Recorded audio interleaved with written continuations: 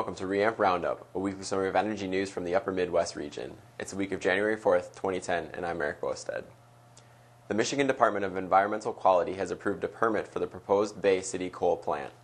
Consumers Energy is developing the 830-megawatt project. Part of the approval requires the utility to close 7 older generating units at 3 power plants. Clean Water Action Michigan says it would be more effective to invest in efficiency and renewables, according to the Detroit Free Press. Meanwhile, Michigan's legislature is moving to override a Governor Granholm's directive to require more scrutiny for future coal plants, as reported by Crane's Detroit Business.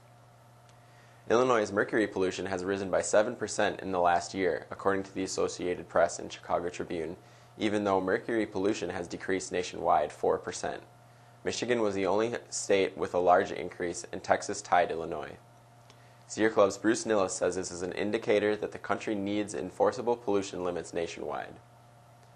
South Dakotans spoke out on the job growth and economic gain that would come from a federal RES. The South Dakota Wind and Energy Association led the press call. Executive Director Steve Wegman said an RES is especially important to the rural part of the state, and landowners could have $3 million in profit, according to the Sioux Falls Argus Leader. Officials announced North Dakota is likely to file a legal challenge against Minnesota's efforts to put a cost on carbon.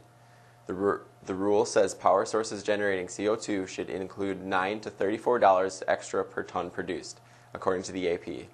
It's meant to encourage clean energy. North Dakota has been challenging it for months, but the Minnesota PUC has rejected arguments. Beth Goodpaster is an attorney at the Minnesota Center for Environmental Advocacy. She says, "The wide consensus is that we are going to have to start paying for emissions of carbon dioxide. We want to minimize the costs and the risks to Minnesota customers as much as we can." And that's it for this week. For more on these stories, go to reamp.org. From all of us at Reamp Roundup, thank you for being with us. Please join us next week.